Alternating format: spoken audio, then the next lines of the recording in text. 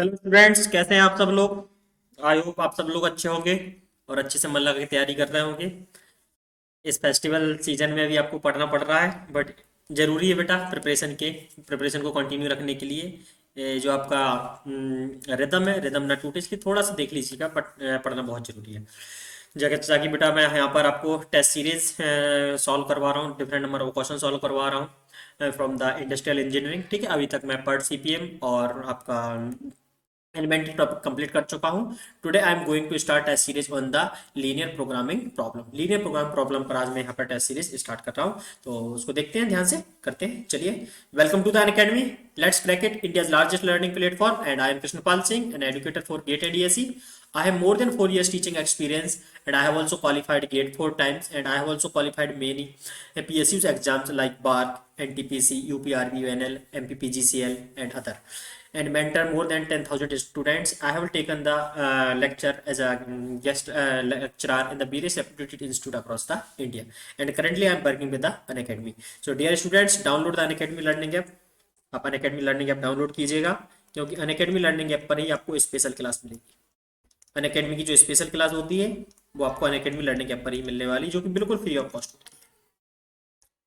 ठीक है, प्लस पर जो क्लासेस हैं वो भी आपको यहाँ पर मिलती हैं, एज वेल आइकॉनिक पर क्लासेस है वो भी आपको यहाँ पर मिलती है। ठीक है, प्लस और आइकॉनिक पर क्लासेस मिलती हैं। एज वेल आप हमारे YouTube channel gate and E S E quest, इसको भी सब्सक्राइब कर लीजिएगा, हमारा यूट्यूब चैनल है। ठीक है, इस पर भी बिल्कुल live classes free of cost आपको लाइव क्लासेस यहाँ पर मिलती हैं। ठीक है, तो आपको स्पेशल और gate and AC cost YouTube channel पर दोनों पर क्लासेस आपको फ्री मिलने वाली, जबकि प्लस और आइकॉन पर क्लास अटेंड करने के लिए आपको क्या करना होता है, सब्सक्रिप्शन लेना होता है। तो आप जैसे ही अनअकैडमी लर्निंग ऐप डाउनलोड करेंगे from the Google play store free of cost, तो आपको वहाँ पर ईमेल रजिस्टर करना होगा। आपका ईमेल रजिस्टर करने के बाद आपको गोल डिसाइड करना होगा। तो गोल में आप देखेंगे, गोल में आपको क्या हो जाएगा, मैकेनिकल गेटेड ईएसई, जो कॉम्पिटेटिव एग्जाम्स की आप तैयारी करना चाहते हैं उसको चेंज भी कर सकते हैं बाद में। ऐसा कुछ नहीं कि एक बार आपने कर लिया सिलेक्ट तो फिर चेंज नहीं किया जा सकता, बिल्कुल किया जा सकता है। और उसके बाद आपको मेरा रेफरल कोड KPS/T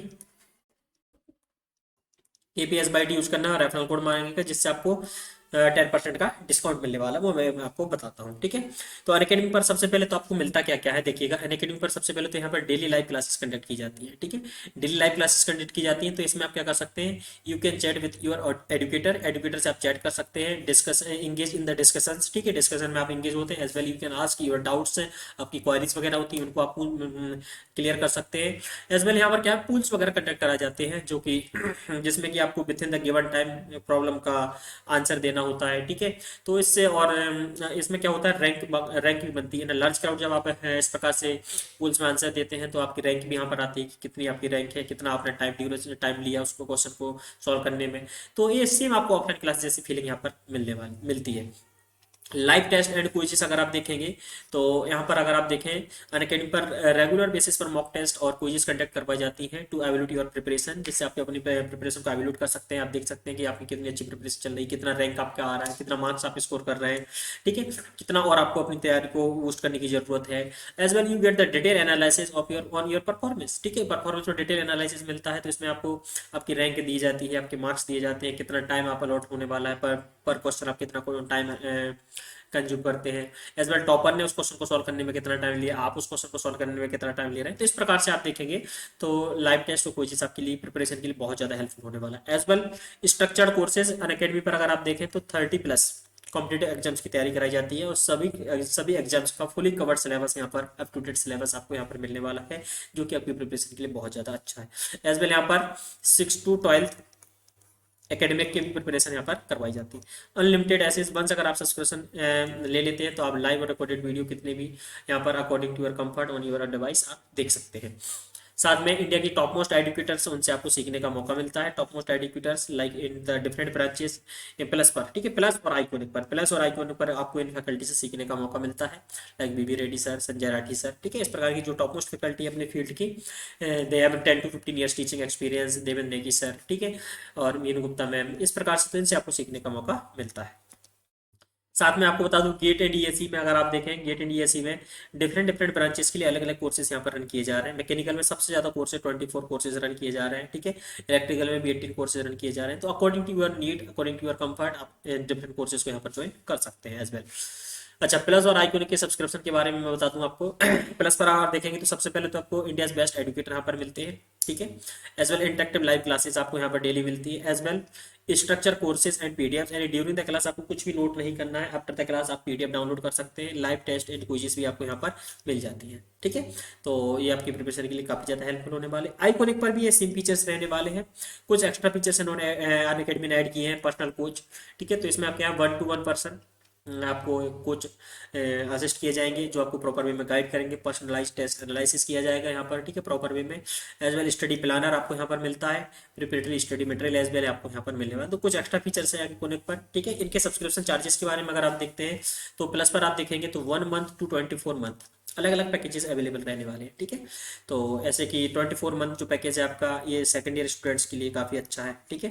ये थर्ड ईयर स्टूडेंट्स ज्वाइन कर सकते हैं। 18 मंथ प्रोग्राम, 12 मंथ प्रोग्राम अगर आप देखें तो इसको फाइनल ईयर या पास आउट स्टूडेंट ज्वाइन कर सकते हैं। 1 month 3 month प्रोग्राम जो है, जिनका प्रिपरेशन आपका हो चुका है, जस्ट एग्जाम क्लोज है, ठीक है, तो फाइनल टच देने के लिए, क्रैश कोर्स टाइप करने के लिए उनको ज्वाइन कर सकते हैं। लेकिन आपको ये जो चार्जेस, ये चार्जेस आपको नहीं पे करने हैं, क्योंकि आप मेरा रेफरल कोड यूज कीजिएगा SPKPS10 और इस पर 10% का डिस्काउंट लीजिएगा। आफ्टर डिस्काउंट आपको ये अमाउंट पे करना होता है, ठीक है। तो सभी कोर्सेज पर कुछ इस तरह से आपको अमाउंट पे करना होता है। साथ में नो कॉस्ट ईएमआई अवेलेबल रहने वाला 6 month एंड एबो सब्सक्रिप्शन प्लान्स पर, ठीक है। नो कॉस्ट ईएमआई भी अवेलेबल है, अगर आप एक बार पे नहीं कर सकते तो आप इंस्टॉलमेंट में पे कर सकते हैं। एज वेल आप आइकॉनिक पर अगर आप देखें तो आइकॉन पर 2 ही पैकेज रहने वाले, 12 मंथ और 24 मंथ का पैकेज, ठीक है। और यहाँ पर भी ये चार्जेस हैं, यहाँ पर भी मेरा रेफरल कोड यूज कीजिएगा। एक्चुअली मेरा रेफरल कोड आप किसी भी कॉम्पिटेटिव एग्जाम्स के लिए, अनअकैडमी पर आप कहीं भी सब्सक्रिप्शन लेते हैं तो कहीं भी अभी आप यूज करेंगे तो 10% आपको डिस्काउंट मिलेगा। और यहाँ पर आइकॉनिक पर आप देखें तो आफ्टर 10% डिस्काउंट आपको ये अमाउंट पे करना होता है। तो इस प्रकार से ये डिफरेंट सब्सक्रिप्शन के बारे में था। Now I am going to start the test series on the linear programming, ठीक है। लीनियर प्रोग्राम प्रॉब्लम, किस तरह से प्रॉब्लम को आपको सॉल्व करना है, वो मैं आपको यहाँ पर बताने वाला हूँ। तो स्टार्ट करते हैं फर्स्ट प्रॉब्लम से। अब firm manufacture two products A and B, ठीक है। एक मैन्युफैक्चर है, वो ए और बी दो प्रोडक्ट्स को प्रोड्यूस करता है। On base the profit earn per unit are ₹3 and ₹4 respectively, ठीक है। उन पर जो आपका प्रॉफिट मिलने वाला है ₹3 और ₹4 मिलने वाला है, यानी ए प्रोडक्ट की एक यूनिट पर ₹3 का प्रॉफिट आपको होने वाला है, और बी प्रोडक्ट की एक यूनिट पर आपको ₹4 का प्रॉफिट होने वाला है। Each product is proceed on 2 machines M1 and M2, okay. Product A requires 1 minute of processing time on machine M1 and 2 minute on machine M2। बिल्कुल, ए जो प्रोडक्ट होने वाला है M1 मशीन पर 1 मिनट ले रहा है और M2 मशीन पर 2 मिनट ले रहा है, while the B product requires 1 minute on M1 and 1 minute on M2। बिल्कुल, M1 machine is available for not more than 7 hours 30 minutes, ठीक है, इतने टाइम से ज़्यादा के लिए अवेलेबल नहीं है। while the machine M2 is available for 10 hours, ये 10 hours के लिए अवेलेबल रहने वाली है। During any working day find the number of the units of product A and B to be manufactured to get the maximum profit, okay. अब आपको ये find करना है यहाँ पर कि आप ये यूनिट की कितनी प्रोडक्ट है, ये प्रोडक्ट कितनी यूनिट प्रोड्यूस करें और बी प्रोडक्ट कितनी यूनिट प्रोड्यूस करें, ताकि आपका जो प्रॉफिट है वो मैक्सिमम से मैक्सिमम। तो सबसे पहले मुझे क्या करना होता है, इसको एलपीपी फॉर्म में कन्वर्ट करना होता है, इस प्रॉब्लम को, ठीक है। तो एलपीपी फॉर्म में कन्वर्ट करने के लिए मैं क्या करूंगा, यहाँ पर लिखूंगा प्रोडक्ट जो मैं प्रोड्यूस करने वाला हूँ ए एंड बी, ठीक है, और यहाँ पर लिखूंगा मशीन जो मेरे पास अवेलेबल है M1 एंड M2। अच्छा, ये प्रोडक्ट M1 पर कितना टाइम ले रहा है, product A requires 1 minute on machine M1 and 2 minutes on machine M2, while the B product require 1 minute on machine M1 and 1 minute on machine M2, ठीक है। तो इस प्रकार से रहने वाला है। अच्छा, M1 पर टोटल टाइम कितना अवेलेबल है, M है आपका 7 hours 30 minute, यानी अगर इसको मैं मिनट में कन्वर्ट करूंगा तो कितना हो जाएगा 450 मिनट, और M2 आपका कितना अवेलेबल रहने वाला है 600 मिनट, ठीक है। ये दोनों इतने इतने मिनट अवेलेबल रहने वाले। अच्छा, ए प्रोडक्ट की एक यूनिट पर आपको प्रॉफिट कितने का होता है, यहाँ पर लिखूंगा प्रॉफिट पर यूनिट। तो यूनिट की एक यूनिट पर प्रॉफिट होता है आपको ₹3 का, और बी यूनिट की एक यूनिट पर आपको प्रॉफिट होता है ₹4 का, ठीक है, बी प्रोडक्ट की एक यूनिट। अब मुझे यहाँ पर डिसीजन लेना है कि ए प्रोडक्ट की कितनी यूनिट प्रोड्यूस करना है और बी की कितनी यूनिट प्रोड्यूस करना है। तो ए की मैं एज्यूम करता हूँ यहाँ पर कि मैं X1 यूनिट प्रोड्यूस करने वाला हूँ, जबकि बी की मैं यहाँ पर X2, ठीक है, मैं मानता हूँ। तो M1 मशीन पर अगर आप देखेंगे तो ए प्रोडक्ट 1 मिनट ले रहा है, और M1 मशीन पर बी प्रोडक्ट 1 मिनट ले रहा है, और इस प्रकार की X1 यूनिट में यहाँ पर प्रोड्यूस कर रहा हूँ और X2 यूनिट यहाँ पर प्रोड्यूस कर रहा हूँ। तो यहाँ पर एक कंस्टेंट मेरा बन जाएगा, ठीक है। कंस्टेंट मेरा क्या बन जाएगा, पहला कंस्टेंट बन जाएगा x1 प्लस x2, दोनों का जो समय टाइम होने वाला that will be equal to less than equal to 450, ठीक है। और दूसरा अगर आप देखेंगे तो कितना हो जाएगा 2x1 और x2, 2x1 plus x2 should be less than equal to 600। Objective function क्या बनेगा आपका, मैक्सिमाइज प्रॉफिट है तो मैक्सिमाइज जेड करने वाले, मैक्सिमाइज जेड। अच्छा, ए प्रोडक्ट एक यूनिट पर आपको प्रॉफिट कितना हो रहा है, 3 रुपए का। x1 यूनिट प्रोड्यूस करेंगे तो प्रॉफिट टोटल कितना हो जाएगा 3x1। इस प्रकार की बी प्रोडक्ट की एक यूनिट पर प्रॉफिट कितना हो रहा है 4 रुपीज का, x2 यूनिट प्रोड्यूस करेंगे तो कितना हो जाएगा 3x1 प्लस 4x2, ये टोटल प्रॉफिट, ठीक है। अब आपको यहाँ पर प्रोड्यूस करना है कि बे की मैं कितनी यूनिट प्रोड्यूस करूँ और ए की कितनी यूनिट प्रोड्यूस करूँ, यानी x1 और x2 की वैल्यू मुझे निकालनी है, जिससे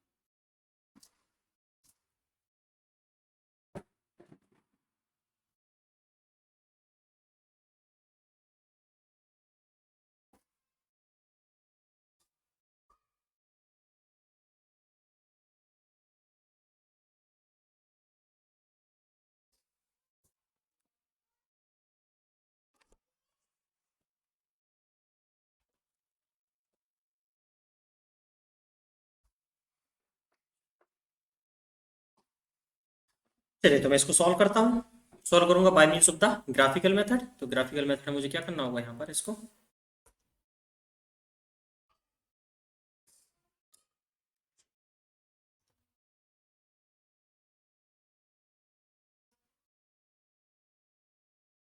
ठीक है, इस प्रकार से बना लूंगा। अब इसकी जो कंस्टेंट्स हैं उन कंस्टेंट को मैं यहाँ पर ड्रॉ करूंगा। x1 और x2 दोनों कितने होने वाले 40, 450 450, ठीक है, less than two but the origin हो जाएगा। x1 कितना हो जाएगा आपका 300 और x2 कितना हो जाएगा 600।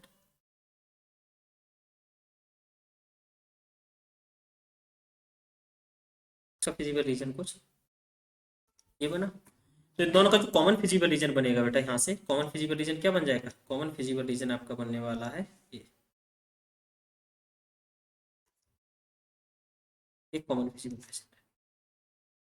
इस कॉमन फिजिबल रीजन में आप क्या करेंगे, सभी कॉर्नर पॉइंट पर क्या करेंगे, ऑब्जेक्टिव फंक्शन की वैल्यू फाइंड आउट कर लेंगे। ये रहने वाला आपका ए पर कितना है 0 और 450, ठीक है। ये रहने वाला आपका 300 और 0, यहाँ पर तो आपका 0 0। अब बी पॉइंट है, यहाँ पर आपको निकालना होगा। तो बी पॉइंट पर अगर आप निकालेंगे तो कितना निकल के आ जाएगा, इन दोनों क्वेश्चन को सॉल्व कर लेंगे। यहाँ पर दोनों क्वेश्चन क्या कर रहे हैं, एक दूसरे को इंटरसेक्ट कर रहे हैं। तो x1 आपका निकल के आ जाएगा x1 150 और x2 आपका 300। अब मुझे क्या करना है, ऑब्जेक्टिव फंक्शन की वैल्यू निकालनी है at point A. Z A पर निकालूंगा अगर मैं तो कितना हो जाएगा 3 × 0 प्लस 4 × 450, कितना हो जाएगा 1800। जेड एट बी पर अगर मैं निकालूंगा इसी प्रकार से तो कितना हो जाएगा 3 × 150 प्लस 4 × 300, तो कितना 1200, 1200 और 1650। जेड एट सी पर अगर मैं निकालूंगा तो कितना हो जाएगा 3 × 300 प्लस 4 × 0, तो कितना हो जाएगा आपका 900। तो ऑब्जेक्टिव फंक्शन की मैक्सिमम वैल्यू कहाँ पर आ रही है 1800 रुपए, और 1800 करस्पॉन्डिंग आपका फाइनल आंसर क्या हो जाएगा x1 0 और x2 आपको कितनी प्रोड्यूस करनी है 450। यानी ए प्रोडक्ट की यूनिट मुझे कितनी बनानी है 0 और बी प्रोडक्ट में यूनिट बनाऊंगा 450, तब मेरा जो प्रॉफिट होने वाला है दैट विल बी मैक्सिमम। बस प्रॉब्लम सॉल्व किया है, ठीक है। तो यहाँ पर हो जाएगा ए का कितना हो गया 0 और बी की कितनी हो गई आपकी, बी की यहाँ पर हो जाएंगी 450, ठीक है। तो इस प्रकार से प्रॉब्लम को सॉल्व करना, okay. Move to the next problem, find the maximum value of Z, ठीक है। इसकी मैक्सिमम वैल्यू आपको फाइंड आउट करनी है। तो मैक्सिमम वैल्यू फाइंड आउट करनी है तो आपको क्या करना होगा, वही बनाना होगा। ग्राफिकल मेथड से आप सॉल्व करते हैं, क्योंकि कंस्टेंट कितने हैं, इसलिए तो जाता है नंबर ऑफ वेरिएबल कितने, 2 ओनली। तो x1 प्लस x2 30,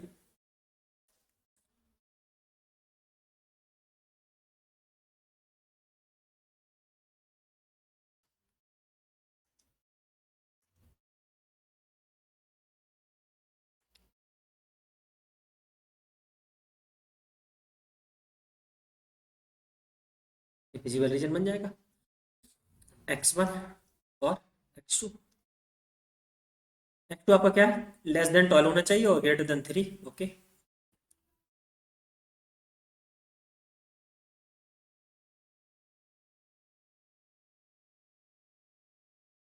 ठीक है। x1 माइनस x2 जीरो, तो यहाँ पर क्या हो जाएगा, ओरिजिन से लाइन पास होती हो जाएगी।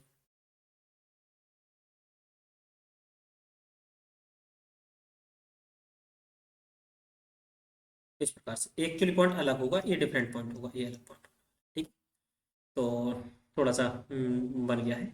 अब बेटा इसका अगर आप फिजिबल रीजन देखेंगे तो कुछ इस तरह से होना, x1 ग्रेटर है तो x1 माइनस x2, तो फिजिबल रीजन ये हो जाएगा। यानी फिजिबल रीजन अगर आप निकालेंगे तो ये फिजिबल रीजन निकल, ये फिजिबल रीजन निकलना है। और इसमें आपको डिफरेंट डिफरेंट पॉइंट पर क्या करना है, ऑब्जेक्टिव फंक्शन की वैल्यू निकालनी है। तो ये पॉइंट हो जाएगा आपका ए, यहाँ पर कितना होना है, ए पर होने वाला है आपका 3 और 3। यहाँ पर होने वाला बी पॉइंट, बी पर कितना हो जाएगा 12 और 12। यहाँ पर जो पॉइंट रहने वाला है सी, ठीक है, बोथ पॉइंट आर डिफरेंट, ठीक है। तो सी जो पॉइंट रहने वाला है, सी पर आपको कितना हो जाएगा, देखो x2 अगर मैं 12 पुट करूंगा तो x1 कितना हो जाएगा 18 और 12। इस प्रकार से यहाँ पर अगर आप देखोगे तो कितना हो जाएगा, x1 आपका कितना हो जाएगा, x1 अगर मैं क्या पुट करता हूँ यहाँ पर, सॉरी x2 अगर मैं पुट करूंगा 3 तो x1 हो जाएगा 27 और 3। तो इस प्रकार से आपको फिजिबल रीजन के कॉर्नर पॉइंट मिल जाएंगे। और बेट जब मैक्सिमम वैल्यू फाइंड आउट करना है तो मैक्सिमम वैल्यू आप फाइंड आउट कर लेंगे। जेड एट ए, ए पर कितना हो जाएगा 2 इंटू 3 और 3 इंटू 3, कितना निकला 9 और 6 15।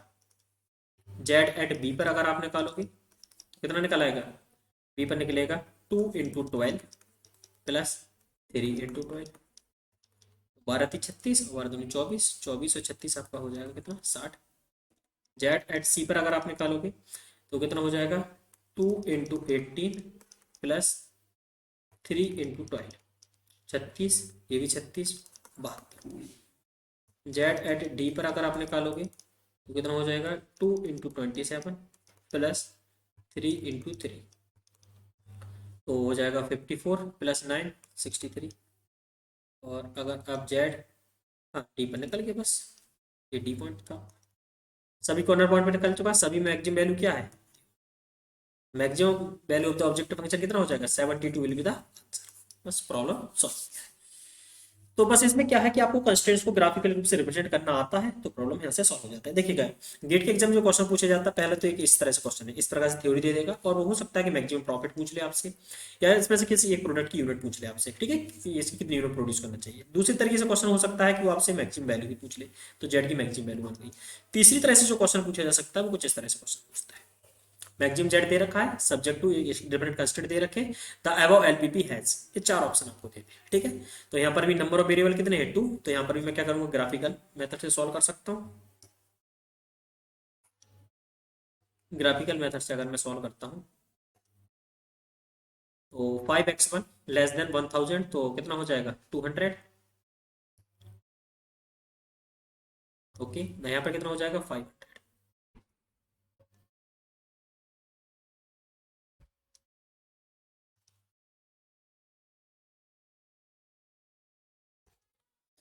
3x1 कितना हो जाएगा आपका यहाँ पर, ये तो 200 है तो 300 यहाँ पर हो जाएगा कुछ। और यहाँ पर कितना हो जाएगा आपका 450 लेस देन इक्वल टू, बिल्कुल। x1 कितना है आपका 500 और x2 कितना है 250 होने वाला है। कुछ इस तरह से बनेगा, ये आपका कॉमन फिजिबल रीजन बन गया। अब डिफरेंट डिफरेंट पॉइंट अगर आप देखें, जीरो, ये ये पॉइंट कितना हो जाएगा यहाँ पर जीरो और कितना 250, ये पॉइंट हो जाएगा आपका बी। तो फर्स्ट और थर्ड कंस्ट्रेंट को मुझे सॉल्व करना है, तो यहाँ से 2 से 2 कैंसिल आउट हो जाएगा, यहाँ पर 4x1 बचेगा, 4x1 कितना हो जाएगा 125, x1 125 हो गया। एक मिनट यहाँ पर सॉल्व ही कर लेता हूँ, कितना हो जाएगा 4x1 इक्वल टू 500, x1 मेरा कितना हो जाएगा 120। तो अगर मैं x2 निकालना है तो 500 माइनस 125, ये बचेगा आपका 375, और 375 डिवाइडेड बाय 2, 2 अगर आप कर दोगे 375 डिवाइडेड बाय, ये पॉइंट हो जाएगा आपका। ये तो फर्स्ट ही कंस्टेंट दे रखा था, फर्स्ट कंस्टेंट का जो पॉइंट था x1 कितना था आपका यहाँ पर 200। ऑब्जेक्टिव फंक्शन की वैल्यू निकालनी, तो ऑब्जेक्टिव फंक्शन की वैल्यू निकालेंगे एट ए पर। जेड एट ए पर अगर आप निकालोगे तो 100 into zero, sorry 100 into zero plus 40 into 250, तो यहाँ से कितना हो जाएगा 25 चौको 100 10। जेड एट बी पर अगर आप निकालोगे कितना हो जाएगा 125,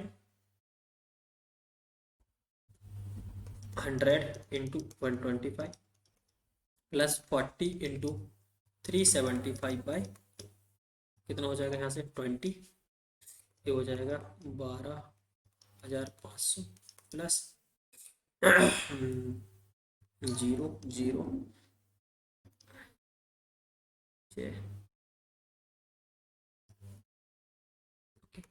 यहाँ से इन दोनों का सम कर दोगे अगर आप तो 0 0 5 5 10 7 8 9 20। जेड एट बी पर 20, जेड एट सी पर अगर आप निकालोगे तो कितना है 100 इंटू 200 प्लस 40 इंटू 0, तो यहाँ पर कितना आ गया 20। ओके, यानी बी पर और सी पर अगर आप देख रहे हैं ऑब्जेक्टिव फंक्शन की वैल्यू क्या आ रही है सेम। बी और सी पर जब ऑब्जेक्टिव फंक्शन की वैल्यू सेम आ रही है, मतलब यहाँ पर क्या है एक से ज्यादा पॉइंट पर ऑब्जेक्टिव फंक्शन की वैल्यू सेम आती है, तो वहां पर केस क्या बन जाता है मल्टी ऑप्टिमल सॉल्यूशन। यहाँ पर कह सकते हैं देखिएगा ये फिजिबल रीजन का पार्ट है, बिल्कुल फिजिबल रीजन का पार्ट है। इस ऑब्जेक्टिव फंक्शन का इसका इस कंस्टेंट का जो स्लोप अगर आप देखेंगे वो ऑब्जेक्टिव फंक्शन के स्लोप के बराबर है। इस कंस्टेंट का जो स्लोप है ऑब्जेक्टिव फंक्शन के स्लोप के बराबर है, और ये क्या बाइंडिंग कंस्टेंट है, तो डेफिनेटली क्या मल्टी ऑप्टिमल सॉल्यूशन हो जाता है। बाकी आप सॉल्व करके भी देख लीजिएगा, और इस तरह से दोनों तरह से आपको आना चाहिए, अगर आपको बनता है तो इस तरह से सॉल्व करने की जरूरत नहीं है। ठीक है, तो डायरेक्टली आपने देखा इसका स्लोप ऑब्जेक्टिव फंक्शन के स्लोप के बराबर है और ये बाइंडिंग कंस्टेंट है, मतलब क्या हो जाएगा प्रॉब्लम हैज द इनफाइनाइट या multi optimal solution. Okay, one more question, same problem इसी टाइप का प्रॉब्लम होता है। देखिएगा इसको भी अपन क्या करना होगा, नंबर वेरिएबल 2 है तो आपको इसको भी अपन ग्राफिकल मेथड से सॉल्व कर सकते हैं। मोस्टली बेटा क्वेश्चन अगर आप देखेंगे तो 90% केसेस में जो एलपीवी से क्वेश्चन बनते हैं वो ग्राफिकल से बनते हैं। कई बार एक से ज्यादा भी क्वेश्चन पूछ लेता है तो ग्राफिकल से भी आ जाता है और किसी और पार्ट से भी क्वेश्चन आ जाता है। तो यहाँ पर है माइनस एक्स पर माइनस, तो -2 यानी कितना हो जाना है आपका -9/2x, और y कितना हो गया आपका 3।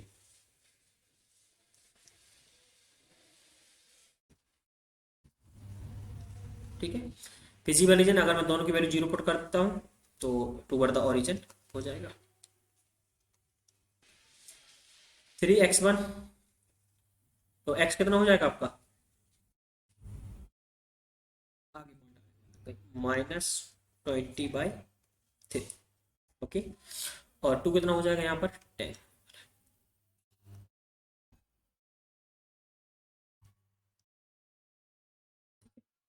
दोनों की वैल्यू अगर मैं 0 0 पुट कर दूंगा तो टूवर्ड द ओरिजिन नहीं रहेगा, ये क्या रहेगा away from the origin, away from the origin. तो अगर बेटा आपने इस तरह से ग्राफिकल बनाया, देखिए यहाँ पर देखेंगे आप कॉमन फिजिबल रीजन ही नहीं आ रहा है। जब प्रॉब्लम आपको कॉमन फिजिबल रीजन ही नहीं बनता, इसका जो रीजन है वो कुछ इधर आ रहा है, इसका जो रीजन है वो कुछ इधर आ रहा है, कॉमन जब फिजिबल रीजन ही नहीं बनेगा तो प्रॉब्लम का सॉल्यूशन क्या हो जाएगा इनफिजिबल सॉल्यूशन। ठीक है, जब तक आपका कॉमन फिजिबल रीजन नहीं बनता है तो उस प्रॉब्लम का आंसर जो रहता है वो इनफिजिबल सॉल्यूशन हो जाता है। तो इस तरह से बेटा अगर आप देखें तो गेट के एग्जाम में बहुत सारे क्वेश्चन पूछे गए हैं, कंटिन्यूसली पूछे जा रहे हैं, तो कुछ इस तरह से आप क्वेश्चन करेंगे तो डेफिनेटली आपसे क्वेश्चन बनने वाला है। Next question, the use the duality to solve the problem.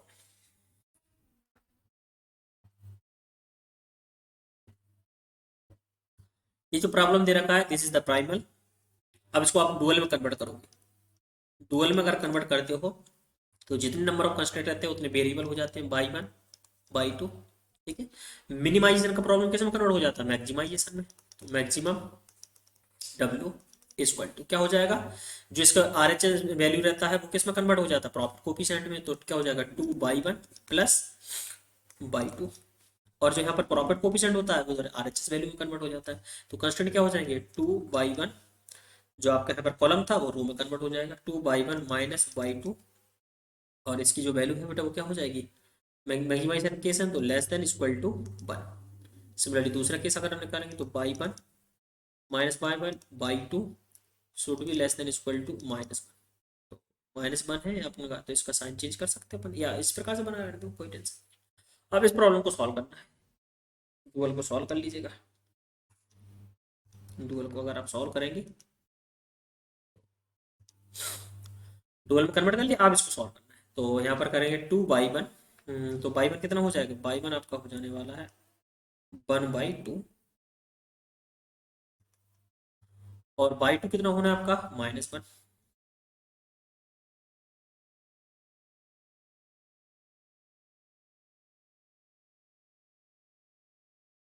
Okay. दोनों की वैल्यू अगर मैं जीरो पुट कर दूंगा तो ओरिजिन पर पहुंच जाएंगे, यानी टू बढ़ द ओरिजिन इसका फिजिबल रीजन दैट है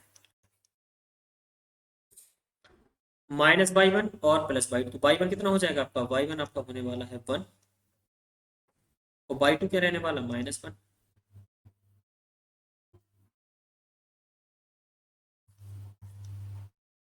ठीक है। अगर मैं दोनों की वैल्यू क्या करता हूँ, जीरो पुट करता हूँ, तो रीजन इस साइड, रीजन स्टेट बन रहा है, मतलब बेटा क्या बन रहा है, इनफिजिबल सॉल्यूशन बन रहा है। ठीक है, इनफिजिबल सॉल्यूशन बन रहा है। तो यहाँ पर एक्चुअली में क्या होना था, इसमें चार ऑप्शन भी दिए रहते हैं, प्रॉब्लम है इसका। तो इनफिजिबल या इनफिजिबल सॉल्यूशन है कि इसमें कोई प्रॉब्लम बन ही नहीं रहा है। तो देखिए बेटा, एक डुअलिटी में एक थ्योरम रहता है, इस थ्योरम में क्या रहता है, अगर प्राइमल आपका अनबाउंडेड सॉल्यूशन है, प्राइमल अगर आपका अनबाउंडेड सॉल्यूशन है, तो डुअल हमेशा आपका क्या होता है, इनफिजिबल सॉल्यूशन बनता है। या फिर यहाँ से आप निकाल सकते हैं कि डुअल अगर आपका इनफिजिबल आ रहा है तो प्राइमल आपका क्या होगा, अनबाउंडेड सॉल्यूशन। ठीक है। अब इसको बना के देख लीजिएगा, अनबाउंडेड सॉल्यूशन ही बनता है। तो इस तरह से ये भी प्रॉब्लम आपका सॉल्व। तो डुअलिटी में कन्वर्ट करना आपको आ गया है, बस डुअलिटी में कन्वर्ट करना आ गया, तो ये तो आपको वही ग्राफिकल मेथड से ही सॉल्व करना है, ग्राफिकल मेथड से आप सॉल्व कर लिए, problem solve. One more question, is the given table, ये जो टेबल दे रखी है, an optimal solution of the given transportation problem, ये ट्रांसपोर्टेशन प्रॉब्लम दे रखा है, इसका ये सॉल्यूशन है, वो क्या ऑप्टिमल सॉल्यूशन है या नहीं, ये चेक करना है। तो ऑप्टिमल सॉल्यूशन मतलब ये यहाँ पर क्या दे रखा है, 55 और 30, यानी एलोकेशन दे रखा है। यानी यहाँ पर सेकेंड फैक्ट्री पर आप क्या कर रहे हैं, 55 भेज रहे हैं और थर्ड पर 30, यहाँ से। ठीक है, ओके ओके। तो ये दे रखा है, मतलब इसके आपको ऑप्टिमलिटी टेस्ट करनी है। ये इनिशियल फिजिबल सॉल्यूशन आपको दे रखा है। इनिशियल फिजिबल सॉल्यूशन जब आपको दे रखा होता है, ऑप्टिमलिटी टेस्ट परफॉर्म करना होता है, तो आपको क्या करना होगा, मोदी मेथड लगानी होगी, मॉडिफाइड डिस्ट्रीब्यूशन मेथड, MODI। तो यहाँ पर आप क्या करेंगे, सबसे पहले एक बॉक्स बना लेंगे 4x4,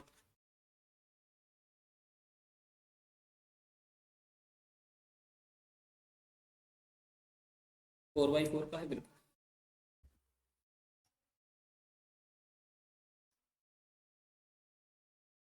बिल्कुल। अब देखिएगा, फर्स्ट स्टेप क्या रहता है मोदी मेथड का, फर्स्ट स्टेप रहता है कि जहां पर एलोकेशन होने वाला है उसका कॉस्ट मैट्रिक्स बनाते हैं। तो एलोकेशन का कॉस्ट मैट्रिक्स अगर आप बनाएंगे, तो एलोकेशन यहाँ पर तो 11 10, ओके, 11 10 हो गया। अच्छा 3y था, 3x4 था, ओके,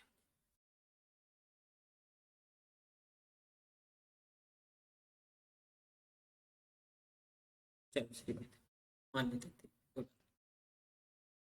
और यहाँ पर वो हो जाएगा आपका 12, और यहाँ पर आपका 9 और 3, 9 3, ओके, और यहाँ पर 25, तो यहाँ पर हो जाएगा 7, ओके। फिर यहाँ पर आप क्या करते हैं, नेक्स्ट स्टेप आपका रहता है, यहाँ पर आपको क्या करना होता है, यू और वी की वैल्यू निकालना। ठीक है। तो मैं मान लेता हूँ ये वी है, V1 0, यहाँ पर आता है U1 U2 और U3, यहाँ पर आ जाता है आपका V2, यहाँ V3, और यहाँ पर आ जाता है तो इनकी वैल्यू आपको निकालनी होती है। देखिए V1 आपने अज्यूम कर लिया 0, तो V1 0 हो गया, तो U2 कितना हो जाएगा, U2 भी आपका हो जाएगा 11। और V1 अगर 0 तो U3 कितना हो जाएगा 11, ये भी 11 हो गया। अच्छा U3 plus V2 equal to 12 आपको होने वाला है, U3 plus V2 equal to 12। तो यहाँ पर मुझे क्या करना होगा, V2 हो जाएगा आपका -1, -1, सॉरी +1, 1 हो जाना है, +1 और 11 तो हो जाएगा 12, बिल्कुल सही। U3 निकला है, U3 plus V4 equal to 7 होने वाला है, तो V4 कितना हो जाएगा, V4 हो जाएगा आपका -4, 11 -4 7, बिल्कुल सही।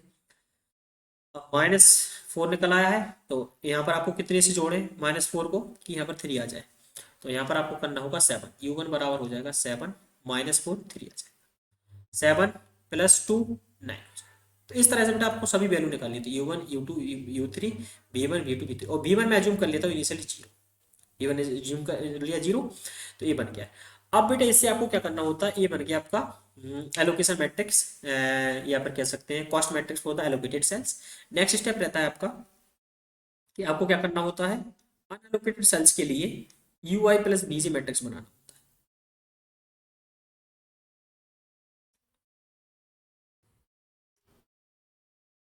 This is the UI plus BG matrix for unallocated sales.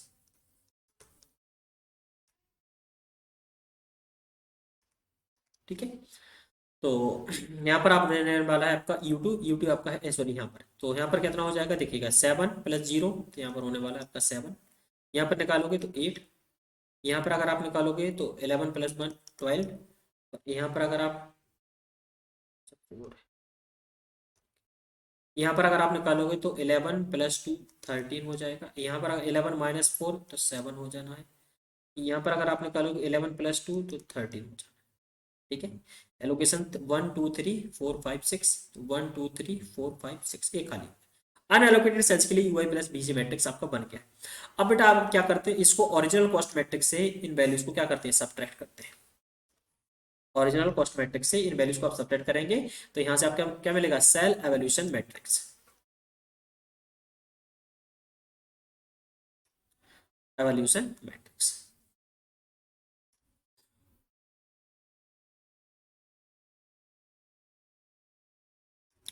और सेल एवोल्यूशन मैट्रिक्स की वैल्यू सभी की सही वैल्यू अगर क्या हो जाती है, पॉजिटिव आ जाती है, तो current solution is optimum, otherwise current solution is not optimum. तो अब यहाँ पर मैं क्या करूंगा, इसको सब्ट्रैक्ट करूंगा, 6 -7, तो -1 आ गई, -1 आ चुकी है, प्रॉब्लम को आगे ज्यादा सॉल्व नहीं करना, माइनस वैल्यू आ गई मतलब current solution is not optimal, यहाँ पर -7 आ जाएगा। ठीक है, और यहाँ पर हो जाएगा 5 -12 -7,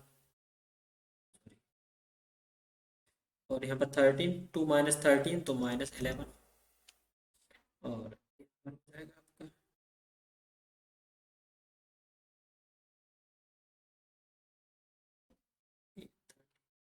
4 -13 तो हो जाएगा -9, 8 -7 एक ही वैल्यू पॉजिटिव भाई, बाकी सभी में अपॉर्चुनिटी है आपको, तो हाईएस्ट नेगेटिव वैल्यू आपको सिलेक्ट करनी होती है। तो इस प्रॉब्लम में अगर आपको आंसर देना is the given table is an optimal solution of transportation problem, no, this is not the optimal solution of the given transportation problem. अब आगे आपसे निकालने के लिए पूछा नहीं कि निकालिए कि नहीं निकालिए, तो आपको ज्यादा परेशान नहीं होना है, बस ट्रांसपोर्टेशन प्रॉब्लम मोदी मेथड से आपका सॉल्व हो जाएगा, चेक कर लिया आपने कि current solution is not optimal, correct problem. One more problem from the transportation problem, consider the following unbalanced transportation problem, okay, since there is not enough supply, supply आपकी enough नहीं है, some of the demand at these destination may not be satisfied, बिल्कुल, suppose there are penalty cost for every unsatisfied demand unit which are given by the 5 3 and 2, ये है आपकी क्या रहने वाली है, पेनल्टी कॉस्ट लगने वाली है। ओके, अगर आप सप्लाई नहीं करते for the destination 1 2 and 3, find the optimal solution. तो सबसे पहले तो आपका ट्रांसपोर्टेशन जो प्रॉब्लम है वो बैलेंस्ड होना चाहिए, बैलेंस्ड होने से मतलब क्या है कि डिमांड जितनी है उतनी आपकी सप्लाई होनी चाहिए, तो यहाँ से डिमांड अगर आप निकालेंगे तो डिमांड कितना निकल रहा है, 50 + 2 20 70, और 70 + 70 यानी 145, और सप्लाई कितना है यहाँ से, सप्लाई आपका हो रहा है 90 और 105, यानी 30 यूनिट की सप्लाई क्या हो रही है आपकी, कमी हो रही है। ठीक है, सप्लाई कमी हो रही है तो आपको क्या करना होगा, एक डमी फैक्ट्री यहाँ पे लगानी होगी। ठीक है, तो लगाते हैं।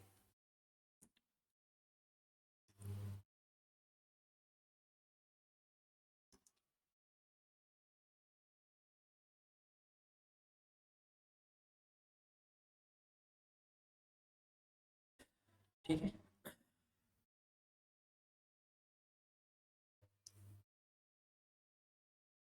ओके, तो ये सब वैल्यू पुट कर लूंगा मैं। 517 464 646 और यहाँ पर 325। अब देखिए बेटा, अगर आप क्या सप्लाई नहीं करते हैं तो आपको पेनल्टी देनी होगी। तो आपको क्या करना है, ऑप्टिमल सॉल्यूशन निकालना है, पेनल्टी को भी इंक्लूड करना है। तो आप क्या करेंगे, फर्स्ट डेस्टिनेशन पर अगर नहीं पहुंचता है तो 5 रुपीज पेनल्टी लगती है, सेकंड पर नहीं पहुंचता है तो 3 रुपीज पेनल्टी लगती है, और थर्ड पर नहीं पहुंचता है तो 2 रुपीज पेनल्टी लगती है। तो कितना हो जाएगा, 532। ठीक है। एज वेल अब यहाँ पर सप्लाई कितनी की रिक्वायरमेंट थी आपको, सप्लाई जो एक्स्ट्रा आपकी लगने वाली थी, वो सप्लाई कितनी थी आपकी, वो सप्लाई थी आपकी 30 यूनिट की सप्लाई, तो वो भी आप कर देंगे। ठीक है। बाकी तो सेम मेरे को प्रॉब्लम वही है, आपका ये जो जैसा प्रॉब्लम था बिल्कुल वैसा ही प्रॉब्लम रहने वाला है। तो यहाँ पर तो आपका वही 15 80 10 और यहाँ पर आपका 75 20 और 50। अब आपको क्या करना होगा, इसका इनिशियल फिजिबल सॉल्यूशन निकालना है। तो इनिशियल फिजिबल सॉल्यूशन निकालने के लिए आप क्या करते हैं, बोगल अप्रोक्सीमेशन मेथड लगाएंगे। Bogle approximation method, Bogle approximation method से मोस्ट अप्रोप्रिएट आपका इनिशियल फिजिबल सॉल्यूशन निकलता है। तो इसमें आप क्या करते हैं, स्मॉलेस्ट वैल्यू और सेकंड स्मॉलेस्ट वैल्यू का डिफरेंस। तो यहाँ पर स्मॉलेस्ट वैल्यू आपका क्या है 1 और सेकंड स्मॉलेस्ट आपका कितना है 5। तो इन दोनों का डिफरेंस अगर आप यहाँ पर नोट करेंगे दैट विल बी 4। यहाँ पर 2, यहाँ पर 1, यहाँ पर 1, यहाँ पर कितना हो जाएगा, रो और कॉलम सभी में निकालते हैं तो कितना हो जाना है 2। यहाँ पर कितना हो जाना है आपका 1, यहाँ पर कितना हो जाना है आपका 2, और 2 के बाद डायरेक्टली कितना होने वाला है 6 होने वाला है। तो आपका कितना हो जाएगा 4। अब देखिए हाईएस्ट जो आपको डिफरेंस यहाँ पर निकालना होता तो हाईएस्ट डिफरेंस 4 होने वाला है, दोनों में सेम है। तो अब आप देख सकते हैं यहाँ से आपको मिनिमम क्वेश्चन देखना होता है, इसमें मिनिमम क्वेश्चन आपका कितना है 2 और यहाँ पर मिनिमम क्वेश्चन क्या है 5। तो आप इसको अलॉट कर दीजिएगा, यहाँ पर अलॉट आप कर सकते हैं। यहाँ पर जो मैक्सिमम पॉसिबल एलोकेशन हो सकता है वो इस फैक्ट्री का सप्लाई और इसकी डिमांड का मिनिमम, तो दैट इज 10। तो ये कितना हो जाएगा आपका 0 और ये कितना बचा आपका 10। सेम चीज वही फिर से करना है, तो 2 1 1, यहाँ पर अगर आप डिफरेंस निकालेंगे तो ये 2 निकल के आने वाला है 1 और 4 निकल के। तो अब आप इसको सेलेक्ट करें, मिनिमम कॉस्ट क्या है 2, तो 2 है यहाँ पर। तो यहाँ पर आप मैक्सिमम पॉसिबल एलोकेशन कितना कर सकते हैं 30। तो ये कंप्लीट हुआ, इसकी सप्लाई आपकी कंप्लीट हो चुकी है, यहाँ पर अभी 20 की डिमांड और है। ठीक है बेटा। अब फिर से वही करना है, तो 2 1 यहाँ पर आप करोगे तो कितना हो जाएगा 3, यहाँ पर कितना हो जाएगा 2 हो जाएगा और यहाँ पर 1 आना। तो अब आप क्या करोगे, इसको सेलेक्ट करने वाले हाईएस्ट जो पेनल्टी रहता है उसको सेलेक्ट करेंगे, मिनिमम कॉस्ट सेल देखेंगे, इसमें मिनिमम कॉस्ट सेल कितना है 3। तो 3 में मैक्सिमम पॉसिबल एलोकेशन कितना हो सकता है 15। तो ये 15, ये भी खत्म हो गया। तो अब कितना बचा ये 60 बचा। एक मिनट, 10 एलोकेशन हुआ था तो 10 यहाँ पर यहाँ पर 30 का एलोकेशन हुआ ना, तो 10 बच गया। अब ये यूनिट है, यहाँ पर आपको एलोकेट करना होगा। तो यहाँ पर कितना एलोकेशन हो जाएगा 60, यहाँ पर कितना एलोकेशन हो जाएगा 10, यहाँ पर कितना एलोकेशन हो जाएगा 10। इस तरह से आपकी सप्लाई भी पूरी हो जाएगी और इन सबकी डिमांड। तो यहाँ पर एलोकेशन आपकी कितनी बन गए 6, 6 एलोकेशन आपकी बन गए। अब वो क्या करना है, ऑप्टिमल सॉल्यूशन निकालना है, इसका ऑप्टिमल सॉल्यूशन निकालना है। तो इनिशियल फिजिबल सॉल्यूशन आप निकाल चुके हैं। अब इसके बाद आपको क्या करना होता है, इनिशियल फिजिबल सॉल्यूशन निकालने के बाद ऑप्टिमलिटी टेस्ट परफॉर्म करना। ऑप्टिमलिटी टेस्ट, ऑप्टिमलिटी टेस्ट के लिए कंडीशन रहती है, पहली कंडीशन क्या है, नंबर ऑफ एलोकेशंस आपके should be equal to m plus n minus 1, that is 1 2 3 4 5 6। m plus n minus 6 कितना हो जाएगा 3 और 4, हाँ तो दैट इज 6, मतलब पहला केस आपका बन रहा है। दूसरी condition, this should be at independent position. Independent position मतलब क्या है कि क्लोज लूप नहीं बनना चाहिए। अगर मैं इनको हॉरिजॉन्टल और वर्टिकल लाइन से मिलाता हूँ तो बिल्कुल क्लोज लूप नहीं बन रहा है। सेकंड कंडीशन भी सेटिस्फाई है।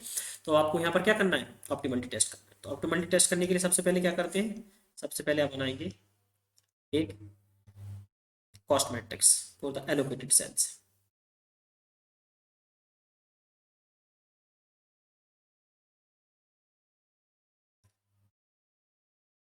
ठीक है। तो कॉस्ट मैट्रिक्स अगर आप बनाओगे यहाँ पर तो कितना था 1 6 4 6 3 और ठीक है, ये आपके क्वेश्चन थे। यहाँ से आपको क्या करना होता है बेटा, वही यू और वी की वैल्यू फाइंड आउट करनी होती है। तो यू और वी की वैल्यू आप यहाँ से फाइंड आउट कर सकते हैं बिल्कुल। तो V1 यहाँ पर कितना हो गया आपका 0, ठीक है। U2 कितना हो जाएगा 6 और U3 कितना हो जाएगा 3, ठीक है। 6 और 3 हो गया 6 और यहाँ पर कितना हो जाएगा -2, 6 -2 कितना हो जाएगा 4, 6 और 0 कितना हो जाएगा 6 और यहाँ पर अगर आप देखोगे आपका दे रखा है 2, तो यहाँ पर कितना हो जाएगा 2 + 0 तो हो जाएगा आपका 2। इस प्रकार से आप निकाल चुके हैं। अब आपको क्या है नेक्स्ट स्टेप में आपको क्या करना होता है, UI + BJ मैट्रिक्स बनाना होता है for unallocated cell.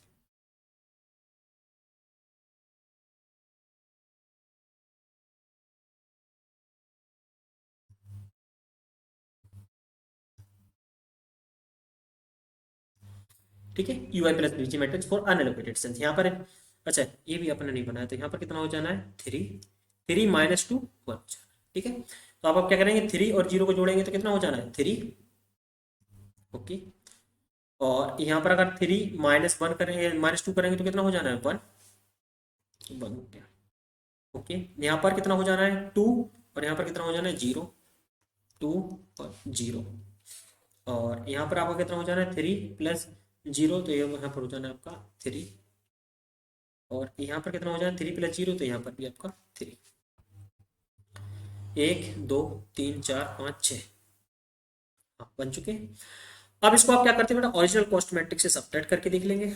Original cost matrix से अगर आप इसको सब्ट्रैक्ट करेंगे और अगर कोई निगेटिव वैल्यू नहीं आती तो करंट सॉल्यूशन आपको क्या हो जाएगा ऑप्टिमल,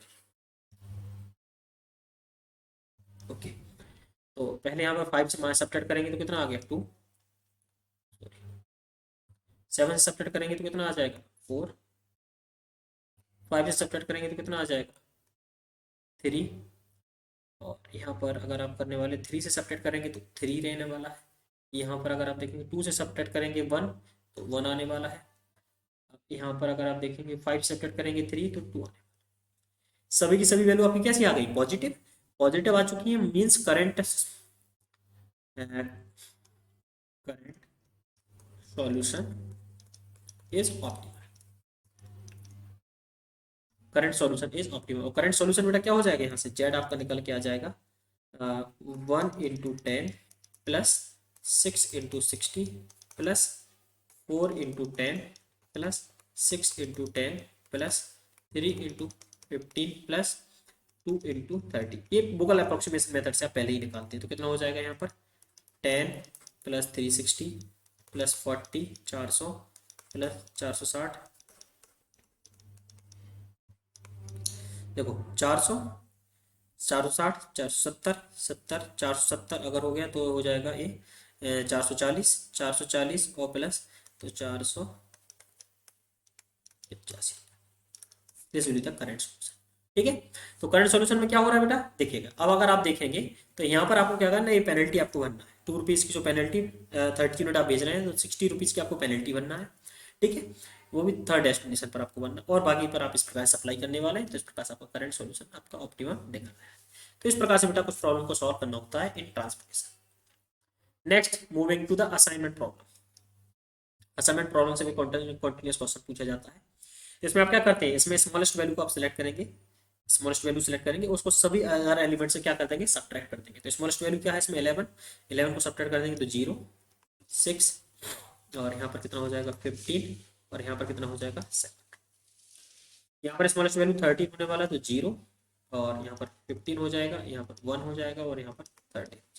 इसमें स्मॉलेस्ट वैल्यू क्या है 15, तो यहाँ पर क्या हो गया 0 आ गया और यहाँ पर कितना आ गया 3 आ गया और यहाँ पर कितना आ गया आपका 4 आ गया और यहाँ पर कितना आ गया 3। स्मॉलेस्ट वैल्यू 10 तो इसको सब्ट्रैक्ट कर दीजिए 0 14 और यहाँ पर 16 और यहाँ पर 9। सभी रो और सभी कॉलम में 0 नहीं, सभी रो में तो है, सभी कॉलम में 0 नहीं है, यानी अभी एक ऑपरेशन और परफॉर्म करना है। तो कितना हो जाएगा आपका 7 0 23 और 9, ठीक है। इसमें स्मॉलेस्ट क्या है 4, 4 को सब्ट्रैक्ट कर दीजिएगा, 4 को सब्ट्रैक्ट करोगे तो 12 0 11 11। यहाँ पर स्मॉलेस्ट 1 है, तो इसको सब्ट्रैक्ट करोगे तो 5 0 2 30, और यहाँ पर तो आपको बना ही हुआ है 0 30 0 0। अब इसको आप क्या करेंगे, एलोकेशंस करते हैं। एलोकेशंस अगर आप करेंगे यहाँ पर, फर्स्ट रो में एक जीरो है, बिल्कुल इसको एलोकेट कर देंगे, अदर जीरो को क्या करेंगे, अनएलोकेट कर देंगे। सेकंड रो में दो जीरो होने वाले, एलोकेशन पॉसिबल है। थर्ड रो में एक जीरो होने वाला, एलोकेशन पॉसिबल। कॉलम बाय जाएंगे, यहाँ पर एलोकेशन हो गया ये। तो बेटा यहाँ पर देखेंगे कि फोर्थ रो में आपका एलोकेशन नहीं, मतलब correct solution is not optimal. तो आपको क्या करना होगा, ऑप्टिमलिटी टेस्ट करना होगा। तो ऑप्टिमलिटी टेस्ट करने के लिए डिफरेंट स्टेप्स रहते हैं। फर्स्ट स्टेप क्या रहने वाला है, जो जिसमें एलोकेशन नहीं है उस रो को आप क्या कर देते हैं, मार्क कर देते हैं। एलोकेशन नहीं है उस रो को आपने मार्क कर दिया। अब मार्क रो में आप देखेंगे कि अनएलोकेटेड जीरो कहां पर है, जहां पर अनएलोकेटेड जीरो होता है उस कॉलम को आप मार्क कर देते हैं, तो इस कॉलम को आपने मार्क कर दिया। ठीक है। अब मार्क कॉलम में आप देखते हैं कि एलोकेटेड जीरो कहां पर है, एलोकेटेड जीरो है, तो इस रो को आप, इस रो में देखोगे अनएलोकेटेड जीरो कहीं है, नहीं है, मतलब चैन ऑफ मार्किंग आपका क्या हो चुका है, कंप्लीट हो चुका है। अब आपको यहाँ पर क्या करना है, नंबर ऑफ द हॉरिजेंटल और वर्टिकल लाइन ड्रॉ करनी है जो कि सभी जीरो को कवर करती है। तो सबसे पहले क्या करते हैं, मार्क रो से, सॉरी मार्क कॉलम से आप लाइन ड्रॉ करते हैं, और अनमार्क रो से, अनमार्क रो है दोनों, ये दोनों, ये मार्क कॉलम। अब बिना क्या करते हैं, जो एलिमेंट जिनसे लाइन पास नहीं हो रहा है उसमें से आप क्या करते हैं, स्मॉलेस्ट एलिमेंट सेलेक्ट करते हैं, दैट इज 7। 7 को सेलेक्ट करेंगे और 7 को क्या करेंगे, सभी एलिमेंट से सब्ट्रैक्ट कर देंगे। 7 को मैं सभी एलिमेंट से सब्ट्रैक्ट करता हूँ तो कितना हो जाएगा, 7 को 7 से 0 4, यहाँ पर कितना हो जाएगा, अच्छा सॉरी 5 था, 5 को करेंगे तो 0, यहाँ पर 6 आ जाएगा, यहाँ पर 2 आ जाएगा, यहाँ पर कितना आ जाएगा 4 आ जाएगा, यहाँ पर 7 आ जाएगा, और यहाँ पर 8 आ जाएगा। ठीक है। और एस्टेज जहां पर लाइन पास हो रही है उनको एस्टेज रख देते हैं, जहां पर इंटरसेक्ट होती है लाइन वहां पर क्या कर देते हैं, ऐड कर देंगे। तो यहाँ पर अगर आप ऐड कर देंगे तो कितना हो जाएगा 80, यहाँ पर तो 23 0 2, और यहाँ पर 5 और 0।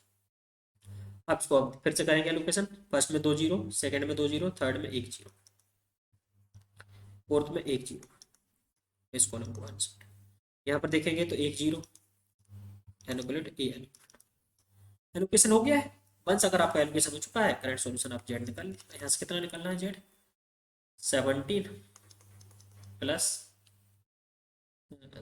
13 प्लस 19 प्लस 10, कर लीजिएगा 30 40 59 आंसर। तो मिनिमम जेड आपका निकल के आया। तो बेटा इस तरह से अगर आप देखें, लीनियर प्रोग्राम प्रॉब्लम वाले पार्ट से आपसे प्रॉब्लम्स पूछी जाती है इन द गेट एग्जाम्स।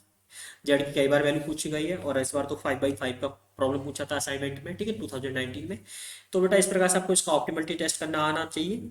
और अगर आप इसके मेरे वीडियो देखना चाहते हैं तो यूट्यूब पर इसी गेटेड डीएससी में आप देखेंगे तो फुल लेंथ वीडियो पड़ा हुआ है, जिसमें आपका असाइनमेंट प्रॉब्लम स्पेशली ये सॉल्व कर रखा है, ट्रांसलेशन प्रॉब्लम पूरा उसको सेपरेटली सॉल्व कर रखा है, ग्राफिकल को भी सॉल्व कर रखा है, एज वेल सिंप्लेक्स को भी सॉल्व कर रखा है। इसमें कोई क्वेश्चन आज मैंने नहीं इंक्लूड किया है, ठीक है। तो इस प्रकार से आप उनको अटेंड कर सकते हैं। थैंक यू वेरी मच, आज के लिए इतना काफ़ी है। नेक्स्ट लेक्चर में मिलते हैं, और उसमें मैं फोरकास्टिंग जो उसकी टेस्ट सीरीज के बारे में, टेस्ट सीरीज उसकी मैं सॉल्व करने वाला हूँ। नंबर ऑफ क्वेश्चन मैं वहाँ पर उसके सॉल्व करूंगा। मेरा रेफरल कोड यूज़ करना मत भूलिएगा। एज वेल हमारे इस चैनल को सब्सक्राइब कर लीजिएगा, बेल आइकन को प्रेस कर लीजिएगा फॉर द लेटेस्ट नोटिफिकेशन, ठीक है, आपको मिलते रहेंगे। थैंक यू वेरी मच, आज के लिए इतना काफ़ी है।